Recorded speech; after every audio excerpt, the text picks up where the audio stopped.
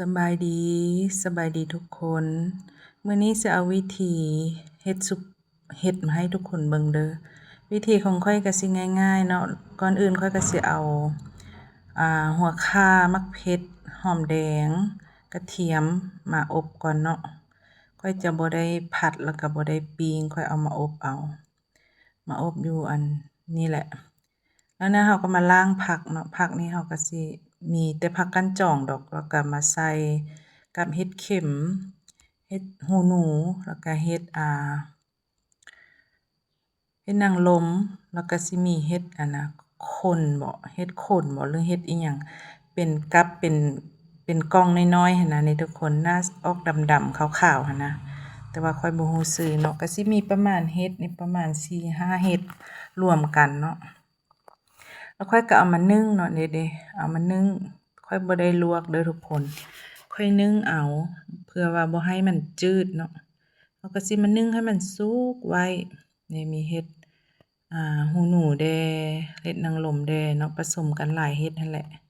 เราก็สินึ่งเอาคันไปลวกแล้วมันยักจืดๆเด้อทุกคนเด้อเฮาต้องนึ่งเอา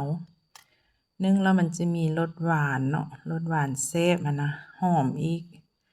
ก็จะนึ่งเอาหลังจากที่ว่าเฮานึ่งแล้วเราก็สิปรุงมาพักไว้เนาะพักไว้ให้มันเย็นน้อยนึงให้มันเย็นน้อยนึงแล้วก็เฮาก็สิมาตำเครื่องตำหยังท่ามื้อนี้ก็สิตำง่าก่อนเนาะง่านี่เฮาก็ใช้ง่าขาวเด้อทุกคนง่าขาวหรือว่าง่าบ้านเฮาก็ได้เนาะเฮาเอามาคั่วให้มันเหลืองอ่อนแล้วก็เป็นกลิ่นหอมค่อยอยากคั่วอยากไหม้หน่อยนึงแต่ก็บ่เป็นหยังเนาะเฮาก็พักไว้แล้วก็มาตำเครื่องที่เฮามกไว้หั่นแหละเฮามกไว้หรือว่าสิไปผัดก็ได้เนาะอันนี้เนาะผัดใส่น้ำคั่วเอาก็ได้คันไผบ่อยากปิ้งหันน่ะไผมีเตาถ่านก็ปิ้งได้คือกันหลังจากนั้นเฮาก็เอาผักมาลง3หรือว่าเฮาสิเอาไปตำใส่ครกหั่นเลยก็ได้เด้อคันว่าเฮ็ดน้อยอันนี้เฮ็ดค่อยให้มันเอาหลายหน่อยนึงเนาะข้อยก็เลยเอามาทอกใส่3เฮาสิเอามือขยำเอาเนาะหลังจากที่ว่าเฮาเอาเฮ็ดลง3แล้วเฮาก็สิมาเคี่ยใส่ให้มันหมดแล้วก็สิมาจีกตัวที่ว่าเฮ็ดนางรมหั่นน่ะตัวใดมันดอกใหญ่ดอกหยังเฮาก็มาจีกให้มันน้อยเนาะเอาไม้ถูนี่เคี่ยให้มันเข้ากันตัวใดมันก็จีกเพราะว่าให้มันเข้าเนื้อเข้าหนังเนาะเวลาเฮาซุปหั่นนะเฮาก็จีกให้มันน้อยแล้วก็คนมันเข้ากันเนาะคนมันเข้ากันแล้วเฮาก็คนเฮ็ดอันนี้มันเฮ็ดอันดอกขาวๆคือค่อยว่าแหละค่อยบ่ฮู้ชื่อทุกคนไผฮู้ก็แนะนำเลยเด้อก็ใส่ง่าลงไปเนาะทุกคนใส่ง่าลงไปบ่มีหยังยุ่งยากก็คือกับซุปผักหั่นแหละซุปเห็ดซุปหยังก็คือกันเนาะเราก็สิใส่ง่าลงไปเว้าแล้วก็น้ำลายไหลพร้อมใส่เครื่องที่เฮาตำไว้ลงไปเครื่องนี่ก็เฮาก็ปรุงไปแล้วเนาะใส่เกลือแป้งนัวไปแล้วแล้วก็ใส่หอมลงไปหอมปี๊หอมลาบแล้วก็หอมแผ่วเนาะแล้วก็เอาซุปถุงมือจำเป็นแล้วเฮาก็ขยำเนาะให้มันเข้ากันเฮาก็สิคนก่อนแล้วจังไปสีมเนาะเพราะว่าเครื่องค่อยตำนั้นข้อยก็ใส่เกลือแป้งนัวใส่อิหยังไปแล้วหั่นน่ะย้านมันเค็มเนาะแล้วจังปรุงอีกเทื่อนึงหลังจากที่เฮาขยำให้มันเข้ากันแล้วเฮาก็ชิมเบิ่งรสชาติว่ามันแซ่บหรือบ่หรือมันจืดหรือมันจาง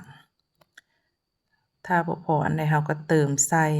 สิใส่ปลาแดกก็ได้เด้อทุกคนแต่ว่าค่อยใส่น้ำปลาเพราะว่าค่อยกินปลาแดกบ่ได้เป็นคนแพ้ปลาแดกเนาะกินแล้วมันจะแพ้ปลาแดกอะนะก็เลยกินน้ำปลามาตลอดเนาะหลังจากที่ว่าเฮาคนมันเข้ากันแล้วเติมน้ำปลาแล้วก็